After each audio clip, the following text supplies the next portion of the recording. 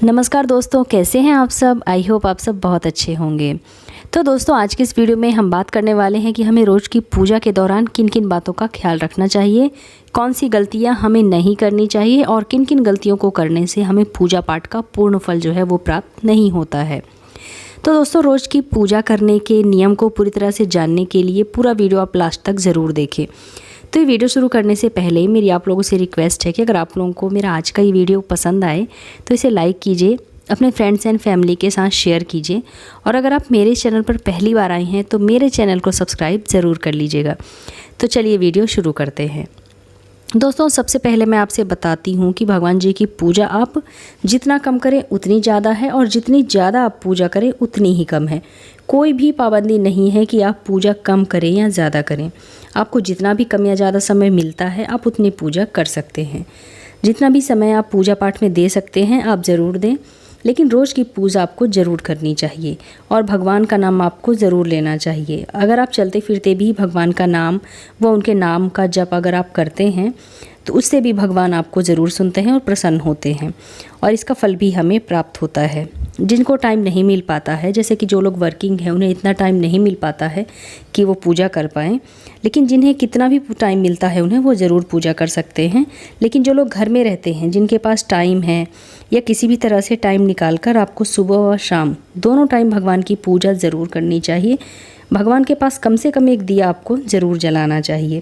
आपके पास जो भी है, बताशा, मिश्री या ऋतुफल, कुछ भी हो, आपको उस चीज़ का भगवान को भोग लगाना चाहिए व किसी भी मंत्र का जप आपको करते रहना चाहिए। किसी भी भगवान जी का चालीसा, जैसे दुर्गा चालीसा, हनुमान चालीसा या शिव चालीसा या फिर कोई भी चालीसा का पाठ आप ज़रूर करें व अंत में पूजा करने के बाद भगवान जी से क्षमा याचना ज़रूर कर लें, क्योंकि इन सभी का हमारे जीवन में बहुत ही सकारात्मक प्रभाव पड़ता है व हमारे जीवन में पॉजिटिव एनर्जी पैदा होती है जो कि हमारे जीवन को खुशियों से भर देती है। पूजा करते समय जिस नियम का सबसे पहले ध्यान रखना चाहिए वो है पंच देवी देवताओं की पूजा हमें रोज़ करनी चाहिए, क्योंकि पंच देवी देवताओं का पूजन कर हमारे शरीर को असीमित बल मिलता है व ऊर्जा मिलती है। तो पंच देवता कौन कौन से हैं आइए जान लेते हैं। तो पंच देवी देवता हैं सूर्य भगवान, गणेश भगवान, शिव जी, श्री हरि विष्णु व माँ दुर्गा। जैसा कि आप सब जानते ही हैं कि श्री गणेश जी की पूजा सभी भगवान से पहले की जाती है, तभी पूजा सभी भगवान स्वीकार करते हैं। और सूर्य देवता जो हैं वो नवग्रहों के राजा माने जाते हैं, तो उनकी पूजा करना, वो उन्हें रोज़ जल चढ़ाना हमारे हिंदू धर्म में बहुत ज़रूरी माना गया है। विष्णु भगवान हैं हमारे रचयिता और पालनहार माने जाते हैं, तो उनकी पूजा भी हमें रोज़ करनी चाहिए।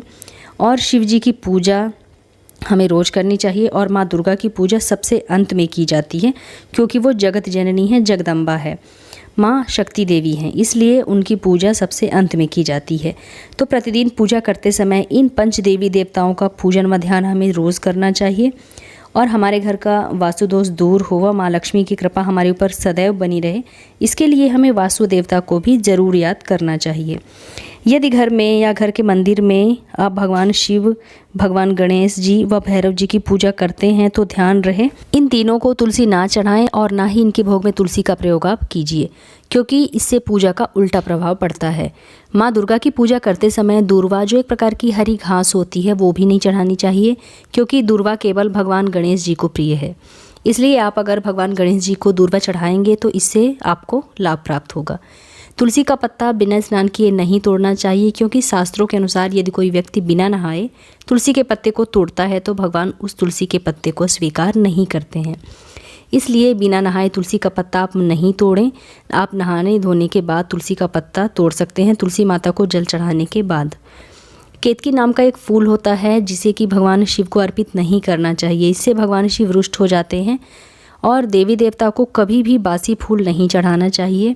सूर्यदेव को कभी भी शंख से जल नहीं देना चाहिए। शंख से जल आप भगवान विष्णु की मूर्ति पर चढ़ा सकते हैं, लेकिन सूर्यदेव को गलती से भी शंख से जल अर्पित ना करें, इस बात का ध्यान आप ज़रूर रखें। प्लास्टिक की बोतल में कभी भी गंगा जल ना रखें। गंगा जल रखने के लिए तांबे का बर्तन सबसे उत्तम व पवित्र माना गया है, इस चीज़ का भी आप ध्यान ज़रूर रखें। यदि गंगा जल को उचित पात्र में रखा जाता है तो उसका शुभ प्रभाव हमें प्राप्त होता है। शुभ कार्यों में भगवान गणेश को चढ़ने वाली दूर्वा, जो एक प्रकार की हरी घास होती है, उसे कभी भी आप रविवार को नहीं तोड़िए, इस बात को ध्यान आप ज़रूर रखिएगा। और तुलसी के पत्ते को भी रविवार व एकादशी के दिन हमें नहीं तोड़ना चाहिए। वह शाम के समय भी तुलसी का पत्ता बिल्कुल नहीं तोड़ना चाहिए, इसका ध्यान रखना चाहिए। शास्त्रों के अनुसार भगवान शिव के ऊपर चढ़ने वाले बेलपत्र को बासी कभी भी नहीं माना जाता है। इस बेलपत्र में आप जल छिड़क कर पुनः शिवलिंग पर चढ़ा दे तो इससे आपको कोई पाप नहीं लगता है, क्योंकि बेलपत्र को वापस भी धोकर चढ़ाया जा सकता है। अगर आपको रोज़ बेलपत्र ना मिल पाए तो आप शिवलिंग पर जो बेलपत्र चढ़ा है उसे भी आप वापस धोकर चढ़ा सकते हैं। आमतौर पर फूलों को हम हाथ में लेकर भगवान जी को अर्पित करते हैं, लेकिन हमें ऐसा नहीं करना चाहिए। फूल चढ़ाने के लिए आप फूल को किसी भी पवित्र पात्र में रखकर देवी देवता को अर्पित करने से हमें पुण्य फल की प्राप्ति होती है। दोस्तों, पूजा करते समय हमें इस बात का भी ध्यान रखना चाहिए कि कभी भी दीपक से दीपक या अगरबत्ती व धूप नहीं जलाना चाहिए, क्योंकि शास्त्र के अनुसार ऐसा करने वाला व्यक्ति रोगी हो जाता है। और बुधवार और रविवार के दिन पीपल के वृक्ष को जल भी नहीं चढ़ाना चाहिए। पूजा करते समय इस बात का भी ध्यान रखना बहुत ज़रूरी है कि जब आप पूजा करने के लिए बैठे तब आपका जो मुख है वो पूर्व या उत्तर की तरफ ही होना चाहिए।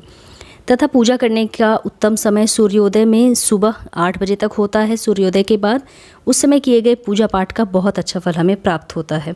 तो आपको ये कोशिश करनी चाहिए, अगर पॉसिबल हो तो सुबह सूर्योदय से लेकर सुबह 8 बजे के अंदर आपको पूजा कर लेनी चाहिए। इसका अच्छा फल हमें प्राप्त होता है। पूजा करते समय आसन का भी ध्यान आपको रखना चाहिए। यदि आपका आसन ऊनी होगा तो श्रेष्ठ रहेगा। घर के मंदिर में सुबह व शाम के समय दीपक जरूर जलाना चाहिए। एक दीपक तेल का व एक दीपक घी का भगवान जी की आरती करने के लिए जरूर जलाएं। इससे ग्रहों का बैलेंस बराबर बना रहता है। समस्त पूजा व आरती पूरी करने के बाद आप जिस स्थान पर खड़े हैं उस स्थान पर खड़े खड़े आपको 3 परिक्रमा अवश्य करनी चाहिए और अंत में भगवान जी को प्रणाम करके क्षमा याचना जरूर करनी चाहिए। दोस्तों, पूजा करते समय हम जब भी भगवान को चंदन, कुमकुम, सिंदूर अर्पित करते हैं तो हमें कुछ बातों का इसमें भी विशेष ध्यान रखना चाहिए। जितनी भी देवियां हैं आप उन्हें सिंदूर अर्पित कर सकते हैं, कुमकुम भी अर्पित कर सकते हैं, लेकिन जितने भी देव हैं उन्हें आप चंदन ही अर्पित कीजिए। सिंदूर आपको नहीं लगाना चाहिए। देवों में भगवान गणेश को और हनुमान जी को सिंदूर आप अर्पित कर सकते हैं। हमेशा आपको सिंदूर व चंदन लगाते समय इस बात का ध्यान रखना चाहिए कि आपको सिंदूर व चंदन लगाने के लिए हमेशा अपनी अनामिका उंगली का ही प्रयोग करना चाहिए। तो दोस्तों, इस वीडियो के माध्यम से मैंने पूरी कोशिश की है कि आपको पूजा में किन किन बातों का विशेष ध्यान देना है, उनकी जानकारी देना। जितनी जानकारी मुझे थी मैंने आप लोगों के साथ शेयर की। तो आई होप आप लोगों को मेरा आज का ये वीडियो अच्छा लगा होगा। तो मिलते हैं अपने नेक्स्ट वीडियो में, तब तक के लिए नमस्कार।